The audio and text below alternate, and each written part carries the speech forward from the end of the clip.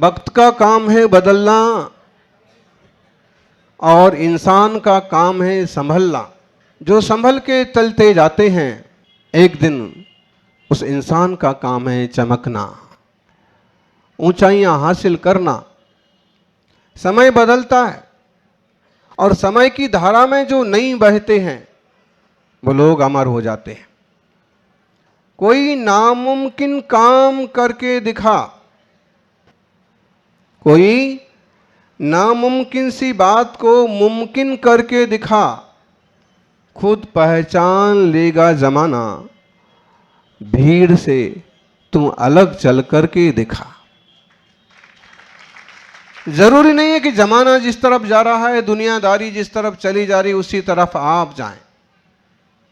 आप कुछ ऐसा करें कि आपकी अपनी अलग पहचान हो। अभी आप पंकज भाई से सुन रहे थे, अहिंसा परमो धर्मा। आतंकवाद से, नक्सलवाद से भला किसी का नहीं होता है, नुकसान सबका होता है। दिल्ली में जो घटना बनी, लाल किले के सामने, लाल मंदिर के पास में, बिल्कुल सामने पास में ही दिगंबर जैन लाल मंदिर, पार्श्वनाथ भगवान विराजमान है। अभी वहाँ के मुखिया आए थे, वो बता रहे थे कि ऐसा खतरनाक विस्फोट था कि गाड़ियों के टुकड़े मंदिर में जाके गिरे। वो भगवान का दरबार था, इसलिए मंदिर के अंदर वालों को तो किसी को तकलीफ नहीं हुई, चोट नहीं आई, लेकिन बहुत बड़ा नुकसान हुआ, जन का भी और धन का भी। ऐसे सिर फिरे लोगों को भी समझ में आना चाहिए, अहिंसा से बड़ा कोई धर्म नहीं होता है। परहित सरिस धर्म नहीं भाई, पर पीड़ा सम नहीं अदमाई। दूसरों का हित हो, औरों का उपकार हो, इससे बड़ा कोई धर्म नहीं है। हम लोग तो पशु पक्षियों की भी सेवा करने वाले लोगों में से। वसुधैव कुटुंबकम, पूरा संसार एक कुटुंब की भांति जिए, परस्पर में आत्मीयता हो तो ये धरती स्वर्ग बन जाए। सौभाग्यशालियों, उलझन स्वयं मिट जाएगी, हम उलझना छोड़ दें। जबरदस्ती उलझते फिरते हैं लोग। उलझन स्वयं मिट जाएगी, हम उलझना छोड़ दें। भटकन स्वयं मिट जाएगी, हम भटकना छोड़ दें। जबरदस्ती उलझने पैदा करते हैं, जबरदस्ती भटकते हैं, जबरदस्ती अशांति का माहौल बनाते हैं। ध्यान रखिए, ये देश हम सब का है। धर्म और मजहब किसी का कत्ल करना नहीं सिखाते हैं। जियो और जीने दो, परस्परोपग्रहो जीवानाम। एक दूसरे का उपकार करेंगे, एक दूसरे का सहयोग करेंगे तो आगे बढ़ेंगे।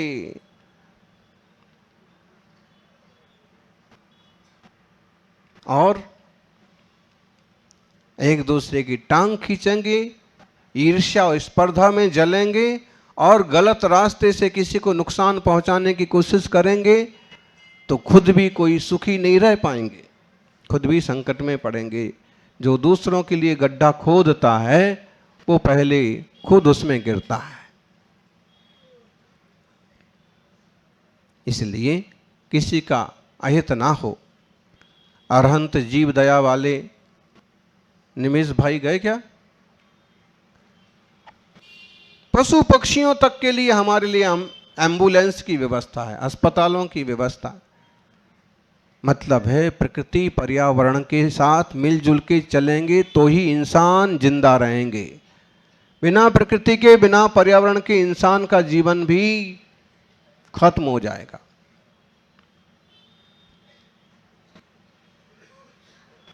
आज संवेदनाएं कम हो रही हैं। कई लोग अपने माँ बाप को माँ बाप तक नहीं समझते हैं, कैसी भी हालत में छोड़ के चल देते हैं। ऐसे में उदाहरण तो बहुत हैं, लेकिन जो हमने देखा और प्रसिद्धि में हैं पंकज भाई मोदी का उदाहरण बहुत अच्छा उदाहरण है। उन्होंने अपनी माँ की बहुत सेवा की। नरेंद्र भाई तो भारत माँ की सेवा में जुटे हुए हैं और जब समय मिलता तो पहुंचते। मतलब अगर कोई विदेश में भी है, अगर कोई बड़ी कंपनी का मालिक भी बन गया है तो जब समय मिले तब पहुंच जाओ, और नहीं तो समय की अनुकूलता बना करके अपने माता पिता की, परिवार की सेवा सुरक्षा करना भी प्रत्येक गृहस्थ का कर्तव्य है। धंधे व्यापार के निमित्त से अहमदाबाद, मुंबई, दिल्ली जाना पड़े, रहना पड़े तो भले जाओ, रहो, लेकिन गांव में रहने वाले बूढ़े माँ बाप को भी महीने 6 महीने में देखते रहो, व्यवस्थाएं बना के रखो। सौभाग्यशालियों, हमारा देश, हमारा धर्म, हमारी संस्कृति वो अद्भुत रत्न है कि जिसके बल पर पूरे विश्व में सुख और समृद्धि की धारा बह सकती।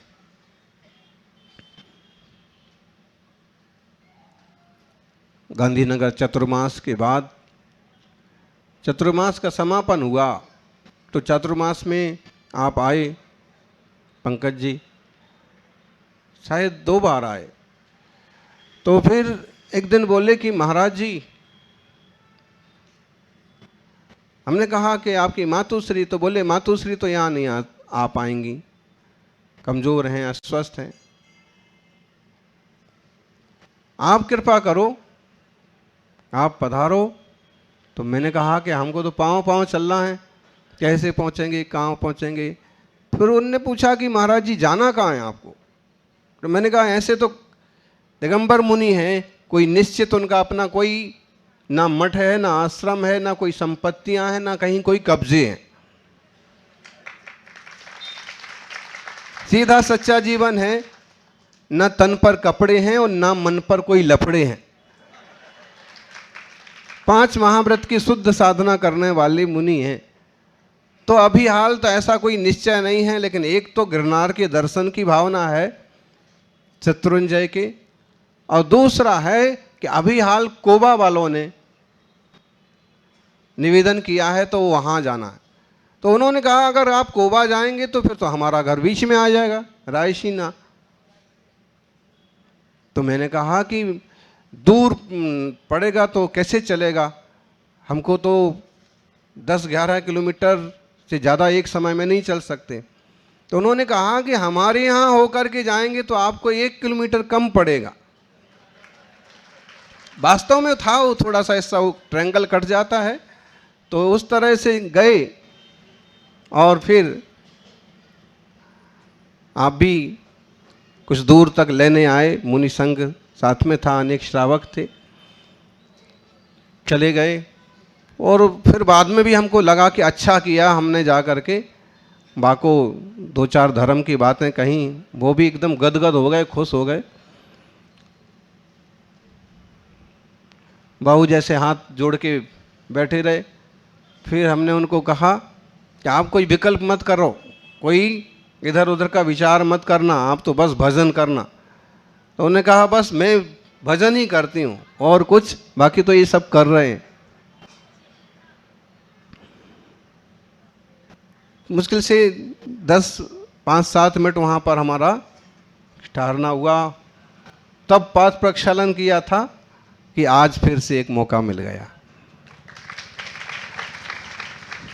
उसके बाद गोवा में विश्राम हुआ।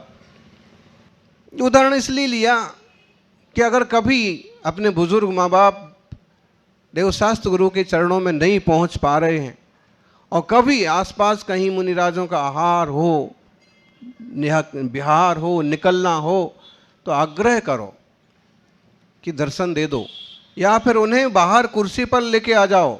तो रास्ते चलते कम से कम, ये ऐसा नहीं है कि बड़े बुजुर्ग कुछ समझते नहीं हैं, उनकी संवेदनाएं और ज़्यादा बढ़ जाती हैं, उनको और ज़्यादा मृदुता आ जाती है। अगर उन्हें इस तरह का कोई मौका मिल जाता है तो मन खुश हो जाता है। वो उनका एक विचार बन जाता है। कई दिन तक वो एक अच्छा विचार चलता रहता है कि हमें ऐसा मौका मिला, हमें ऐसा लाभ मिला। इसलिए और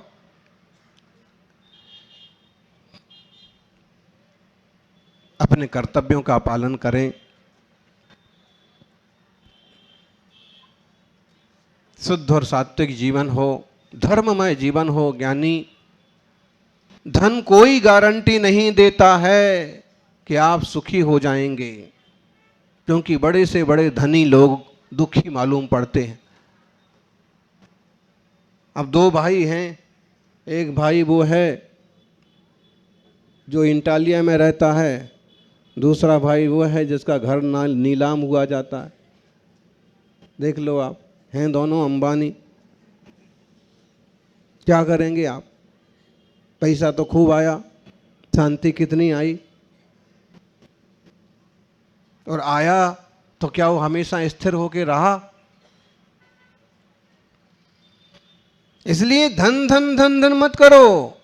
धन धन करते करते निधन हो जाता है।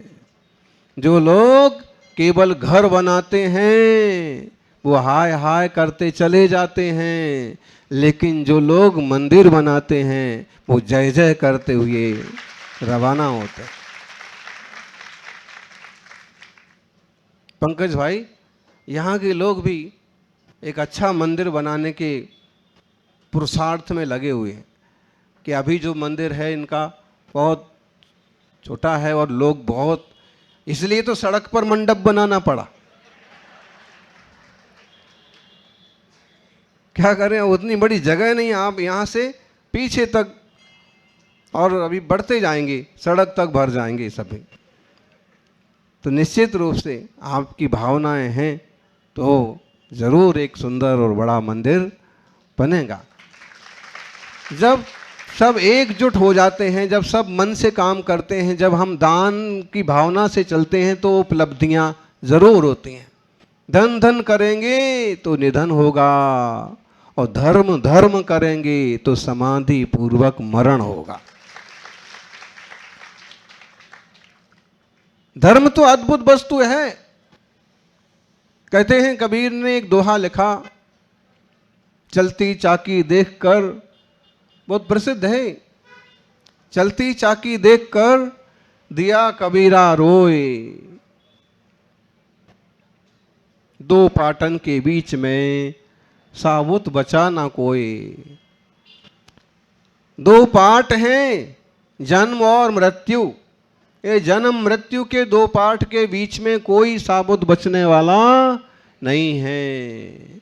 जब पता है कि साबुत बचना नहीं है और आत्मा शाश्वत है, जातस ही ध्रुवो मृत्यु, जो पैदा हुआ है उसका मरना निश्चित है, जो मरा है उसका पैदा होना निश्चित है। लेकिन मरने वाला, बिछड़ने वाला तो ये बॉडी है, शरीर, लेकिन जो चैतन्य आत्मा है वह कभी मरता। तो क्या करना, क्या लेके जाएंगे भाई? यहाँ की करेंसी तो अमेरिका में भी नहीं चलती, यहाँ के रुपए तो रसिया में भी नहीं चलते हैं, वहाँ के नोट यहाँ नहीं चलते हैं, तो फिर यहाँ के नोट आपके वहाँ चलने वाले नहीं हैं। करेंसी चेंज करो। जैसे करेंसी रुपये चेंज करवा लेते हैं, रुपयों को डॉलर में बदलवा लेते हैं तो अमेरिका में भी चल जाते हैं, ऐसे ही धन को धर्म में बदलवा लो, धन को पुण्य में बदलवा लो तो वो स्वर्ग में भी चल जाएंगे। और वो कैसे होता है? कभी मुनि राजों की सेवा का योग बन गया, कभी जिनालय के निर्माण का योग बन गया, कभी दीन दुखियों की सेवा का संयोग बन गया, कभी देश और समाज के लिए देने का योग बन गया, वो पुण्य बन जाता है। ज्ञानियों, दो पार्टों के बीच में कोई नहीं बचता है, सबको जाना होता है। सभी जाते हैं, सब जाते हैं आगे पीछे, हाथ पसारे आंखें मीचे। अब किसी का विशेष हो तो थोड़ा आयुष्य लंबा हो जाता है। वो बाकी 100 साल पूरे हो गए थे, हीरा वाके 100 पूरे हो गए थे। हाँ, तो जो है सेंचुरी सब लोग नहीं बना पाते हैं। अब अपने बाबूजी भी सेंचुरी बनाएंगे। एक शांत और एक सहज और सदाचारमय जीवन होता है ना, तो आयुष्य भी ठीक से चलता रहता है। लेकिन बहुत क्लेश वाला, खींचतान वाला जीवन होता है ना, बहुत लालसा वाला जीवन, वो कहीं भी बीमार पड़ेगा, पंचर हो जाता है। इसलिए हमारी जो प्राकृतिक रहन सहन की पद्धति रही, बहुत महत्वपूर्ण रही। हमें वापस प्रकृति से जुड़ने की ज़रूरत है। जितनी आधुनिकता बढ़ती जाएगी, जितना खाने पीने का लालच बढ़ता जाएगा, इंसान उतना ज़्यादा झंझट में पड़ता जाएगा। स्वाद के नाम पर क्या क्या खा जाते हैं, चाहे वो आँथों को खत्म करे, चाहे दांतों को खत्म करे, और चाहे हार्ट प्रॉब्लम करे, लेकिन स्वाद आना चाहिए।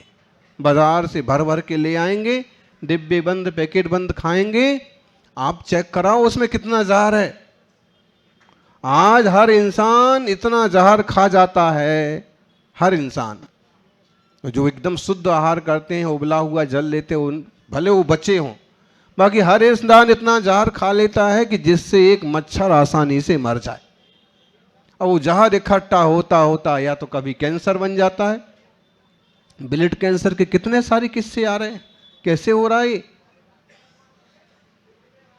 खाने से हो रहा है। इसलिए प्राकृतिक खेती पर मोदी जी तो नहीं आए, लेकिन उनके सरकार के मंत्री जरूर, और एक मंत्री जी खासकर कृषि मंत्री भागीरथ चौधरी, लगभग हर हफ्ते ही आना होता था किशनगढ़ में। तो उनने बताया प्राकृतिक खेती के लिए हम लोग किस ढंग से काम कर रहे हैं। प्राकृतिक खेती वही जरूरी है, अपनी जड़ों की तरफ वापस बढ़ना। खाद के नाम पर, रासायनिकों के नाम पर कुछ भी डाले जा रहे हैं, और वो पूरा जीन्स खत्म होता जा रहा है इंसानों का। गौ माता का, पशु पंछियों का संरक्षण भी जरूरी है, और जड़ों की तरफ वापस आना भी जरूरी है। स्वास्थ्य जीवन के लिए शुद्ध आहार, शाकाहार जरूरी है। और अब तो कहेंगे पैकेट बंद फूड भी खतरे से खाली नहीं है। जो भी है, तो ये चक्की के बीच में सब लोग पड़े हुए हैं, तो मरना सबको है। कबीर कहते हैं कि दो पाटों के बीच में साबुत बचा ना कोई।